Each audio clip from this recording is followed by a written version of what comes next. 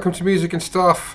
I'm Rob Lewis, and today we are looking at issue 3 of the Red Dwarf Magazine, dated May 1992. £1.50. That's incredible. So, as you can see, it came with a free badge. I don't remember what that badge was. I think it may have just been either the logo or possibly it said, "Smoke me a kipper, I'll be back for breakfast." I can't remember exactly. Warning, if badge is removed from cover, there will be a potentially lethal emission of cadmium-2. Danger. Great piece of artwork there. I'll tell you who drew that shortly. Revealed Holly as you've never seen her before.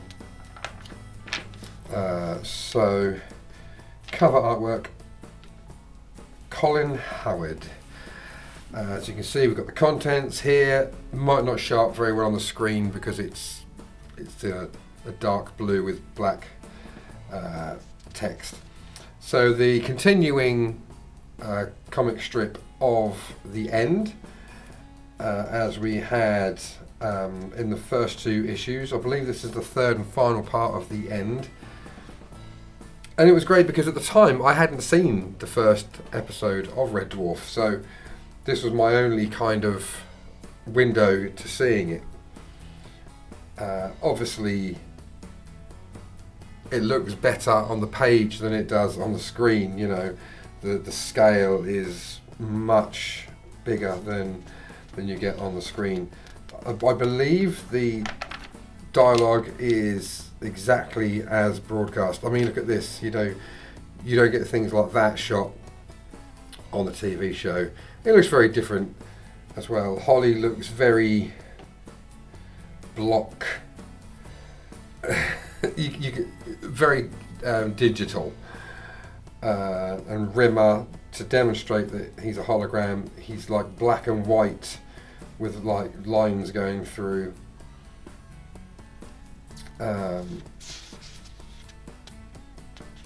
This is interesting because you go from here when you see Series 1 Lister costume to Series 4 Lister costume very quickly. And when does he get dressed? Oh, some while later. Yeah, because in between there and there, he not only gets dressed, but he jumps 3 series.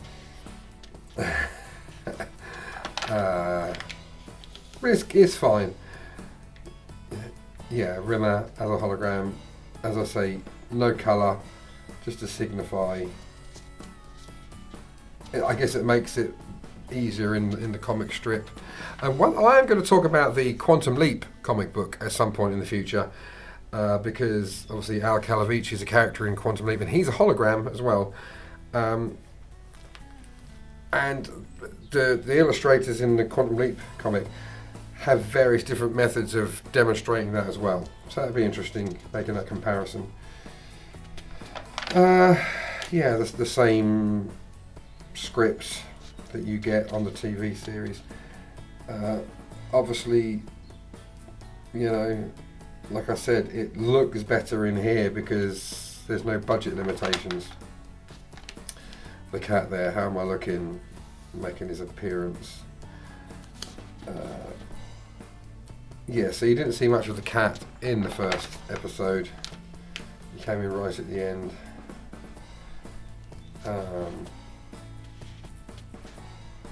Yeah, visualizations of the cats, the different groups that went off in their different ways. Back when the cat was very much like a cat. Look out, Earth, the slime's coming home. Yeah, so there you go. That's the beginning, the end. Superman, Batman comic advert. Holly calling. Yeah, interesting seeing Norman Lovett there. Holly going on holiday or something like that, is it? Talk about Earth. Interview with Hattie Hayridge. I'm not going to go into that now, but if you can read it on the screen, pause and go ahead. I'll do the same for the next page. Pause it. Interesting, that's the same picture 3 times, just kind of stretched differently. Maybe just to take up space because I didn't have enough text, I don't know. Hello, Holiday Rob here from Croatia. Just want to let you know, if you're enjoying this video, thanks very much for watching, but don't forget to smash that like button, hit the subscribe button, and of course the alarm notification bell so you know when my videos are coming out. And yeah, if you're interested, I've got social network stuff, Facebook, TikTok, Instagram, not Twitter though. And I've also got a Patreon, so you can find me there. It's in the description. Links for everything's in the description. And yeah, I'm going to hand you back again, because otherwise Studio Rob gets frustrated. Cat's fashion tips. So they've tried to capture the same humour as a TV show. It doesn't always land because it's someone else. It's not Rob Grant and Doug Naylor writing it. So sometimes things go amiss, and then it's the same jokes that you had on the TV episode as well. Red Dwarf 2 on video. Now I remember being really excited when these came out, this series came out on video, VHS. I rushed to Woolworths to buy them, saved up my pocket money, rushed, 92, I was 13. Yeah, rushed to go and buy them and played them to death basically. I ended up giving them to a charity shop, I think. Because obviously you now have the DVDs. Yeah, these old adverts for the merch. The t-shirt then, I think I did this on a previous video, £8 for a t-shirt. £8. The Visitor's Guide to Red Dwarf. Yeah, again, it's just kind of in the spirit of the characters. It's good. Still there from, not Whitehall, what episode is that from? The Inquisitor. Is that from the Inquisitor? I'm not sure. I think it's the Inquisitor.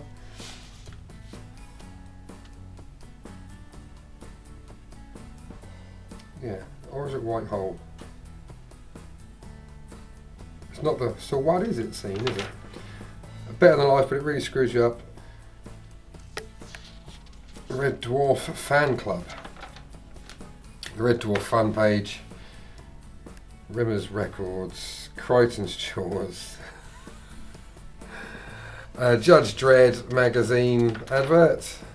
Caption competitions. Bearing in mind, once you've made your choice of body on the planet Metamorph, no matter how drunk you were, you're stuck with it for 3 smegging months. Now, just 2 things I'd like to point out. 1, I happen to like red, and 2, that isn't a dinner jacket you're wearing, Listy. That's a hell of a caption.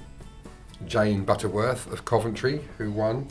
Caption competition 2, it's Lister and Crichton talking to Talkie Toaster. Yep, you could soon be as famous as Jane Butterworth. The Red Dwarf quiz. Pause that and have a go. I'm not going to go into that now. The episode guide, series 1. They did them out of order. That was a thing. Some of you seem to have this odd idea that we should start with series 1. Geez guys, everybody does that.